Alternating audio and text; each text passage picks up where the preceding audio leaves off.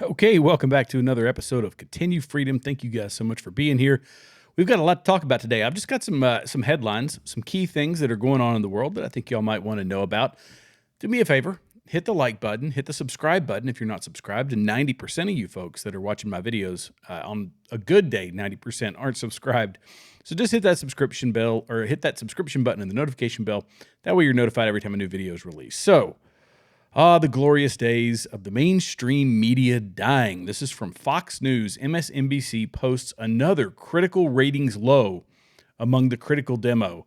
This is, I mean, it's a problem of their own making. Let's be honest. MSNBC has one of the worst days in 2 decades last week as the liberal network continues to struggle on the heels of President-elect Donald Trump's victory over Vice President Kamala Harris. People just started shutting it down. They were like, no, you guys have been lying to me, obviously, for a very long time. And again, that's not that many people. Their numbers have been abysmal for a very long time. But on November 26th, MSNBC had the lowest rated non-holiday weekday among the advertiser-coveted demographic of adults 25 to 54 years old, and it was their lowest numbers in 20 years. They managed only 38,000 average demo viewers, its smallest non-holiday audience among the critical viewers since July 19th of 2024. For those of you that don't know, viewers between the ages of 25 and 54 are the most sought after by advertisers, as they presumably have spending money but aren't completely set in their ways. The only times MSNBC has had a smaller weekend audience among critical viewers over the last 20 years came on New Year's Day and July 4th. Good gracious. So it's a network that's in a death spiral, so to speak, and CNN is much the same. But you're talking about 38,000 viewers. You can find streamers out there. Not a lot, but you can find streamers that have 38,000 people watching their show every single night. I could think of a few. Some conservative, some middle of the road, but there's streamers that are turning 250,000, 300,000, 400,000. Dan Bongino is a prime example of that. Steven Crowder. You could look at Tim Pool. They're turning over monstrous numbers compared to this huge network with all these office buildings, with all this overhead, with these multi-million-dollar people, and they're in a death spiral. So multiple MSNBC programs have lost more than half their audience since Election Day when comparing demo viewership to 2024 averages. 50% drop in viewership. Look, these people only exist on monstrous sponsorships from people who want to get to that 25 to 54 demographic. And when you're not turning over those numbers, you're not selling advertising, and you can't pay this Joe Scarborough, however $10 million a year, whatever he's making, or Mika Brzezinski or any of those other folks. And so as a response to that, Joe Scarborough, I don't know if you all heard this or not, but Joe Scarborough and Mika Brzezinski, which is his wife, they went to Mar-a-Lago to try and salvage something from Donald Trump, the guy that they've been calling a fascist, Hitler, a rapist, a monster, the end of our democracy, the end of our way of life, the end of our Constitution. And they said, okay, we're going to come hat in hand and beg and plead for you to give us maybe some positive word that will help us with our advertisers. But you know what? It's not going to happen. It doesn't need to happen. They need to be crushed. This is just competition, right? You want to pay these people millions and millions of dollars, then how about you create a news network that is interesting to the American people, one that talks about the things that they're interested in and doesn't just hear anti-Trump rhetoric all day long. So the other side of this is that these people are pitching themselves as journalists, and journalists, they are not. Look, I'm an opinion guy. I do this show. I'm giving you my opinion on the things happening in our country mostly, but sometimes around the world. I go international on occasion because war is something that I experienced for 20 years of my life, was a central component. For 10 years, definitely on active duty, but war was a huge component of my life. And so I focus on that a bit because I don't want to see any more of it. I think that we should do whatever we can to stop it, to eliminate it, and to head it off at the pass. But these people, I try to focus on this country because that's where we have to fix things. We have to fix this country. We have to get our spending under control. We have to stop giving all this money to the military-industrial complex, to the scientific and technological elites, to the nonprofits who have 75, I've highlighted them before, 75% of their budget comes from the federal government. They are effectively arms of the federal government. We have to stop that. And so I will tell you my opinion about the things happening with all of those sorts of entities, but don't make no mistake. Joe Scarborough, Mika Brzezinski, they are not journalists. I don't necessarily consider myself a journalist. I'm an opinion guy who is trying to sway a certain segment of the American people who may be on the fence, but they're going to pitch themselves as journalists. That's why I think that Elon Musk, after they get everything worked out with DOGE and all of that, and maybe before then, he can go in and buy MSNBC for maybe $1 billion or maybe a little less because it's not worth that much, and turn it into an actual news agency. We'll see if that happens. But in the meantime, he and Vivek Ramaswamy, you've heard of the Department of Government Efficiency. It's called DOGE. And oddly enough, after that, Dogecoin, one of the cryptocurrencies, shot through the roof. So I wish I had known that it was going to have that type of psychological impact on a cryptocurrency, and I would have made a few 100% on an investment. But Elon Musk and Vivek Ramaswamy, the two business moguls that President-elect Donald Trump has nominated to lead the non-governmental entity called the Department of Government Efficiency, have said that DOGE will delete itself on its expiration date of July 4th, 2026. Let's all do a little math here. What happens on July 4th, 2026? That is a critical day in the history of our country. Just do 2026 minus 1776, and it's our 250-year anniversary of our Declaration of Independence. So they're not short on symbolism, I guess. But Ramaswamy posted on X about the need for limits to federal government programs and said most government projects should come with a clear expiration date. That's why we set one for DOGE on July 4th, 2026. Now, it got me thinking, have other government programs had expiration dates? Yes, almost all of the temporary government programs have expiration dates. And there's a famous saying from Ronald Reagan, and he says there's nothing so permanent as a temporary government program, or government agency in this instance. And so I looked back at a few, and there's a lot. There's a whole lot. There's several dozen temporary government agencies. But let's talk about just a couple of them here. One is the War Production Board, the WPB, created during World War II. It was set up in 1942. It was all about overseeing wartime production and prioritizing the allocation of materials. But in 1945, it was dissolved. However, its responsibilities were partially transferred to the newly created Civilian Production Administration, which then handed its functions over to the Department of Commerce. So even though it went away in name, it never actually went away. It started in 1942, and it's gone all the way until today. A lot of the responsibilities. Some of them go away, but you don't fire that many people. You just transfer it over to another agency, and you say, see, this was a temporary government program, but in the process, the government grows. There's another one, the Reconstruction Finance Corporation, it was established in 1932 during the Great Depression, and it was meant to provide financial support to banks, businesses, and local governments. Though it lasted longer than its initial crisis mandate, it was eventually terminated in 1957. However, it dissolved, but it influenced the creation of later agencies like the Small Business Administration, and even set some of the groundwork for the Federal Reserve crisis management role.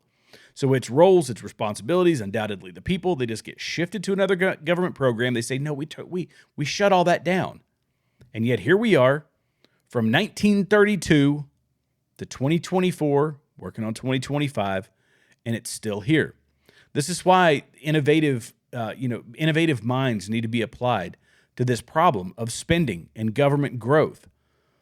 I always use the war on poverty as an example because we have spent $30 trillion, over $30 trillion on the war on poverty. And when you watch the graph of poverty was going down before the war on poverty, and poverty stayed at the same level. It never changed. It never improved.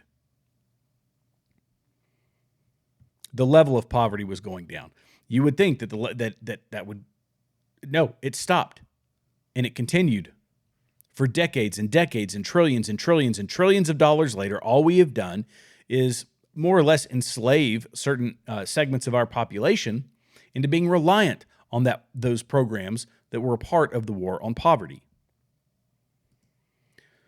And so this is one thing that they're pushing back against. They're pushing back against Elon Musk and Vivek Ramaswamy. They're terrified that budgets are going to get cut. I said in my earlier video today that the Department of Defense is a great place to cut, that the nonprofits are a great place to cut. In fact, I laid out a couple. There's a Lutheran immigration service that 3/4 of its budget comes from the federal government. I'm all about nonprofits. I have zero problem with nonprofits. If you want to go and commit your resources to the southern border to help people or whatever, but I don't want to pay for it.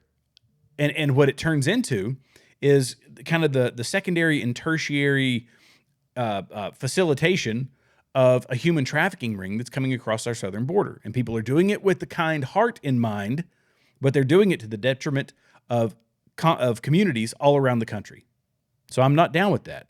These are places where we can cut, and we can cut big. And if you can't raise your own money, I've worked for nonprofits before. And you know what? That you can look at the books. I'm not going to say it. I'm not going to dime them out who I was working for, but they didn't take government grants. They were all funded by their members, and they did amazing things all around the globe, funded by their members, funded by philanthropists. But these other people are leeches on the taxpayers, and that's where I have a problem. So, as we talk about reform inside of the federal government, there's some really serious stuff going on when it comes to Kash Patel. Kash Patel is being fought by the Senate, and Senator Dick Durbin. This is actually from let me pull it up over here, from CBS. So Dick Durbin is the one who's fighting back really hard against this. But President-elect Donald Trump's announcement Saturday that he intends to nominate Kash Patel as FBI director sent shockwaves through Washington over the weekend, prompting outrage from Democrats and even some former Trump officials. I'll tell you who those people are. I'll give you 3 guesses, and you only need one: John Bolton. So Patel's a 44-year-old who served in intelligence and defense roles. He was the deputy director of national intelligence, so not a small role by any stretch of the imagination. In Trump's first term, in a controversial figure even within Trump's world, and a former U.S. official described him as, quote, by far the most dangerous pick. I would tend to agree. He is the most dangerous pick for the deep state, for these entrenched operatives in the FBI, the same ones that were willing to break down doors at 6 a.m. for people who were willing to come in for, working in cooperation with the FBI, and the FBI said, no, don't worry.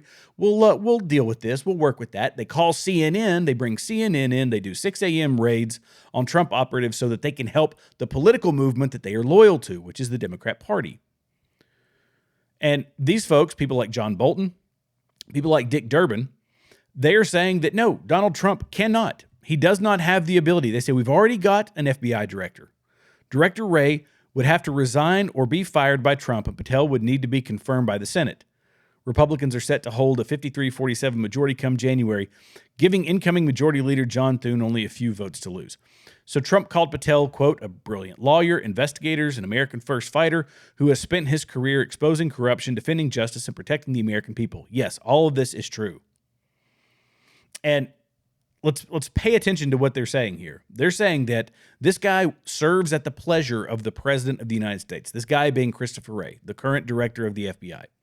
And they say, Dick Durbin says, you don't have the authority to come in and remove this guy until he's done with his term in 2027. This is how jacked up our system is. That they can put someone in this entrenched guy, same one who's been going after Trump, and say, I'm going to run the FBI for you, and there's nothing you can do about it. Well, I will tell you that's not how it's going to work. That is not how it's going to work. And there's a very easy way to do it.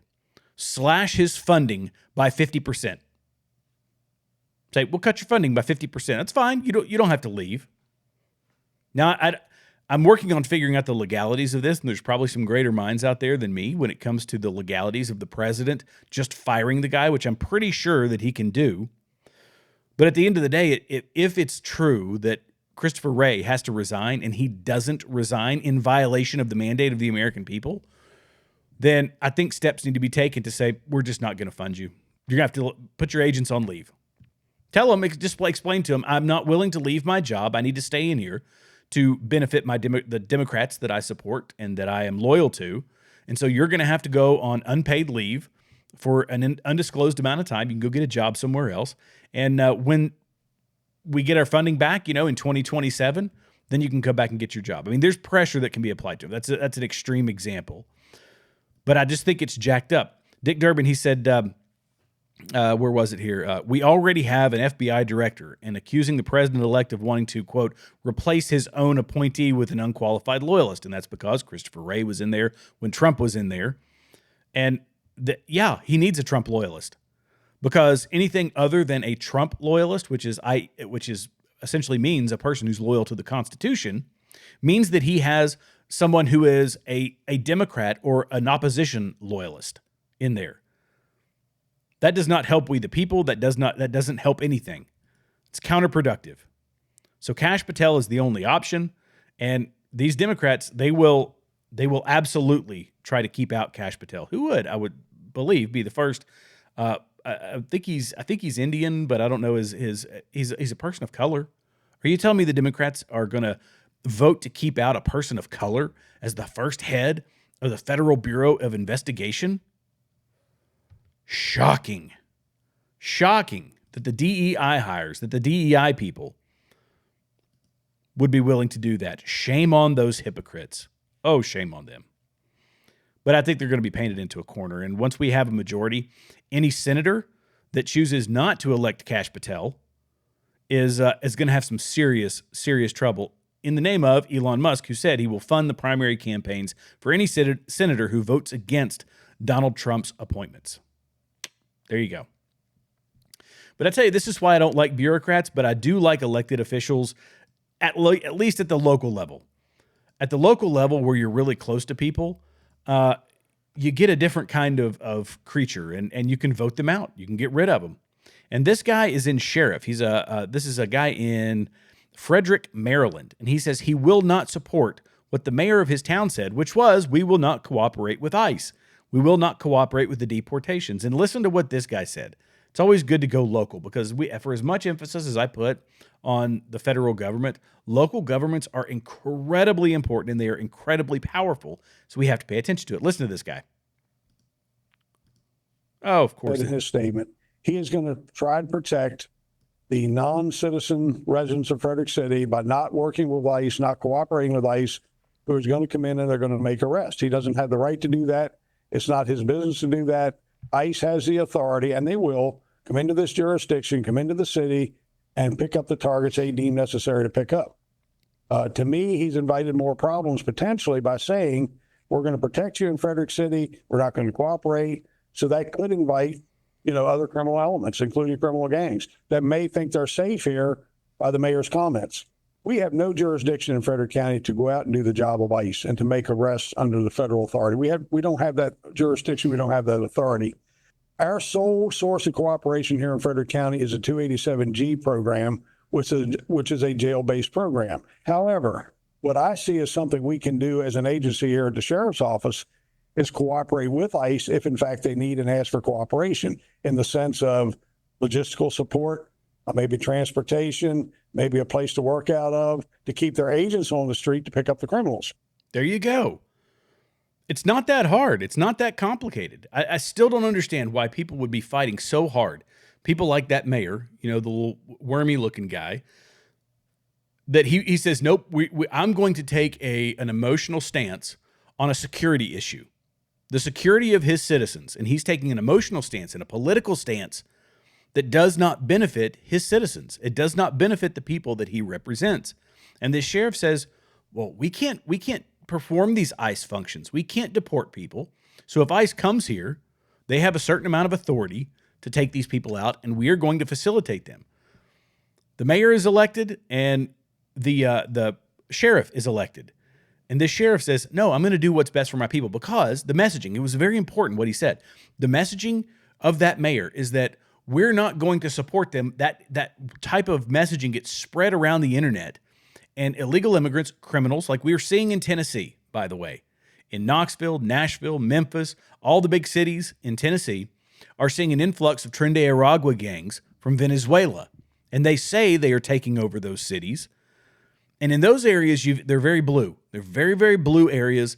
The the defensive posture of individuals is not strong. Let's just put it that way. But in rural Tennessee, it's quite different. It's also it's a lot more difficult to control. So they're just looking where they can get the most bang for their buck. And in the big cities, that's it. But when you open up these cities, you open up your towns to those folks, they're going to come in droves, and you are putting your own citizenry at risk. And I think that come on, in Frederick, Maryland, I think your next election should be fairly easy when it comes to picking your new city council. And I don't think that mayor needs to be on the list. And if he is, I'd be looking the other way, folks. I really would. I really would. Now, on that same note, we've actually seen some big cities who are starting to think along the same lines as that little city. Kathy Hochul now claims that New York will work with ICE on deportations. Here you go. Cause and effect. You see the small town who's fighting against this sort of thing, the mayor taking his little, his pompous stance. Probably maybe he's in a gated neighborhood. I don't know. His little insulated stance that, no, we're going to be kind. And New York now has been swamped with illegal immigrants, swamped with criminal gangs.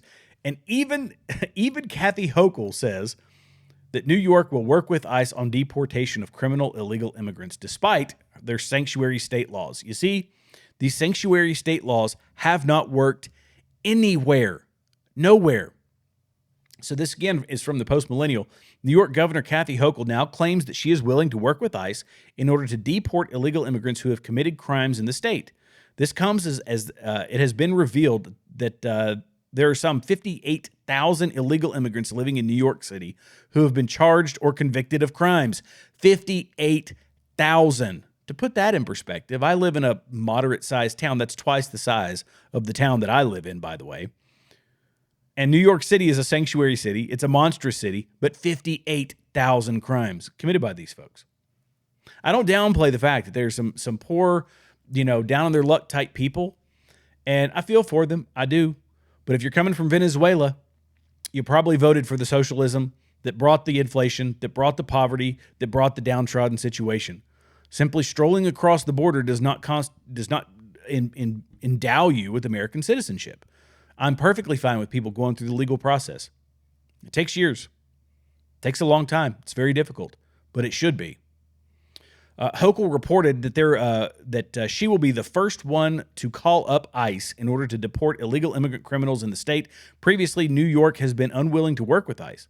Trump's new border czar, Tom Homan, has said he would undertake mass deportations with or without cooperation from local elected leaders and officials. And I think that Kathy Hochul is probably in a difficult situation because her citizenry, they have seen the result of sanctuary cities.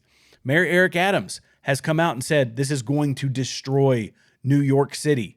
If they keep sending people here, it's going to destroy New York City. Their citizenry sees this. Their citizenry is facing the poverty in the streets and the trash in the streets and the homeless encampments and all these things. And so now it has become politically profitable for her to do the right thing. And this harkens back to what I've said before about Milton Friedman. Milton Friedman famously said that you don't need to replace Congress. No. I beg your pardon. You simply need to make the wrong people, make it politically profitable for the wrong people to do the right thing. And they have applied this pressure to their citizenry, and their citizenry is fighting back, and they realize that they're going to lose elections, and they're going to lose power and control. So they say, okay, I give in. We'll work with ICE. We'll start deporting people. And this is a positive thing, if you want my honest opinion. This is a very positive thing. And this is the people making their voices heard, and I love it. I love it. Undoubtedly, they've been just the phone lines have probably been lit up. She's probably getting blown up on social media. I mean, it's going wild, and I like to see it. So this next story, it's next to last, and I'm going to end on. I guess it's kind of a meme almost. They treated it very seriously, but I kind of took it as a meme. So this is the money that we're sending over to Ukraine. Now, as a 20-year veteran in the United States Army, look, I was a 9/11 officer. I came in. I was like, yes, I'm going to go serve my country, and I deployed multiple times, 3 times actually. And war was my life for 10 years, and I was amped up, always ready to go to war. And after being in war long enough, I'm one of those folks who has realized that we're good at fighting war, but not when the politicians get involved. We're bad at this. As you start reading about it, the regime changes and proxy wars and all this, we waste billions, trillions of dollars, trillions of your dollars, by the way. Your dollars, my dollars, we waste trillions of them in these foreign lands for Lockheed, Boeing, General Dynamics, Raytheon, the big companies. The military-industrial complex that President Eisenhower told us in his farewell address was one of his biggest concerns. The scientific and technological elite in the military-industrial complex. And they have said openly, Antony Blinken has said it, Joe Biden has said it, Kamala Harris has said it, that they're going to shove as much money out the door between now and Inauguration Day as they possibly can. And here they did it again. Biden-Harris administration is preparing to send an additional $725 million in military assistance to Ukraine that will include counter-drone systems and more of the controversial anti-personnel landmines that most countries around the world have outlawed as weapons of war. Let me explain to you why they outlaw anti-personnel landmines. When Afghanistan was one of the most heavily mined countries in the world for the longest period of time, I don't know if it still is considered that or not. I'm sure that we've cleared some of that. But when the Russians were in there, they would use anti-personnel mines, anti-armor mines, anything they could get their hands on. A lot of it is done through artillery munitions called FASCAM, which is Family of Scatterable Mines. And it's base ejecting projectiles and these things that spread mines all over an area, and they use it as terrain denial. So that once a few people walk through or a few vehicles walk through, they realize that it's mined, they go around, and you force the movement of troops based on these mined areas. And sometimes it's just you hope that they walk into the middle of it and you blow a bunch of them up. And yet we are delivering these sorts of things to Ukraine to use against the Russians. The casualties are ridiculous. The carnage is ridiculous. And this is why we've outlawed it, because when someone else goes in there later on, and this happened in Afghanistan, little kids, they see a little object, they reach down to pick it up. There's kids with no arms, kids that just happen to kick one 10 years down the road that was buried under some dirt, and they lose a leg. It's a horrific thing that the cleanup process is difficult, and not to mention, friendly forces can't move through that area anymore either. So this is the type of stuff that we're pumping into this country. And you might say, well, $725 million. I mean, we've sent them $200 billion worth of product in money, and money that's coming back into the military-industrial complex. But if you can't spend $200 billion and win the war, this war is not winnable. It is not winnable. I spoke in a few videos ago that there's something called the just war theory, and the just war theory talks about the criteria that you put on getting into war, on how you fight the war and how you exit the war. And the negotiations and the bargaining that goes on at the end of a war, it's going to require, we don't have two forces here between Ukraine and Russia that one is going to actually defeat the other. If you set that as the goal, it will never end. They're in trench warfare right now.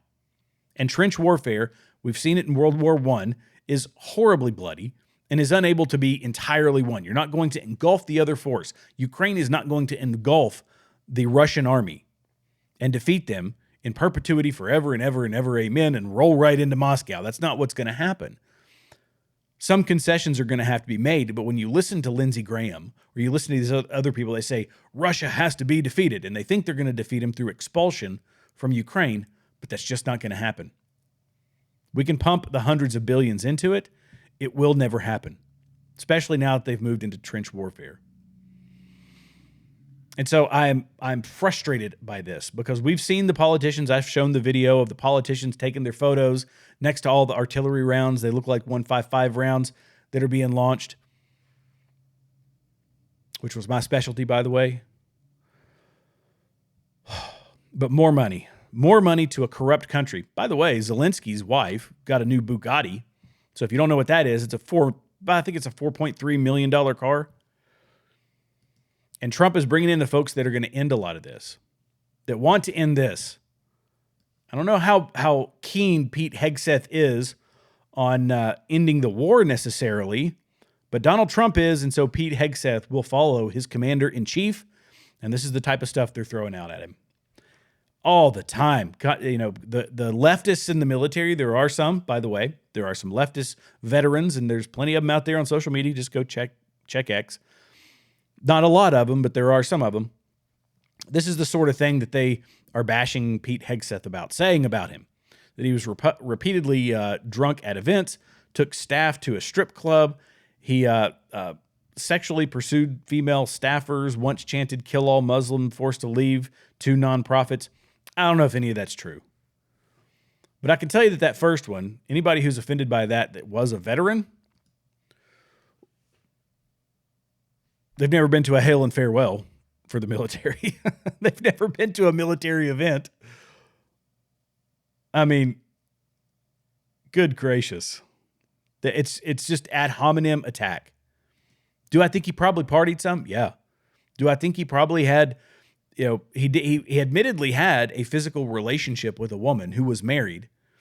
I'm assuming he knew that she was married. I don't know. He wasn't married at the time. And this woman, lucid, sober, the one who's making all these allegations against him, or made the allegations against him, was lucid, sober, according to video, according to all the eyewitnesses. She went into his room, spent multiple hours there, lied to her husband, who was in the same hotel, by the way. And he's a 6-foot-something, handsome dude, you know, successful. He was famous at the time. Not saying that he should have done it, but she lied about the guy. Obviously, this has been, Megyn Kelly did a deep dive on this, lied about the guy because she made a mistake, attracted to another man, cheated on her husband, and now they're bringing this up as though it's all true and as though he's some sort of a deviant. He's a human being. Our president of the United States just pardoned his crackhead son, who has countless videos with prostitutes, crack rocks, and all sorts of other things in hotel rooms, in shady hotel rooms. A guy who's selling paintings for hundreds of thousands of dollars, a guy who's never painted before in his life, embezzling money, and who got a no-show job with a Russian oil company, making millions of dollars off the name of his father. And yet Pete Hegseth, 10 years ago, 15 years ago, whatever it was, got inebriated at an event. Here we go. This is how desperately they're reaching. And I'm not buying into it, and I don't think you guys are buying into it. So I'm happy with the picks. I like where Trump's going with it. I still wish that we had gotten the AG of Matt Gaetz, and if we had done that, that would have been a real kick to the backside of the deep state and to the entrenched elites that have been wrecking this country for a very long time. But we'll work with what we've got. I'm looking forward to January. I'm looking forward to the next time I record a video with you guys, and I want to thank you all so much for being here. Be sure to like, subscribe, leave comments below. We're all over social media. You can find me anywhere. Rumble's a great place. X is a great place. Be sure to follow me on X, please. I'm going to try to grow my X following. But I'll see you guys in the next episode. God bless you. God bless America.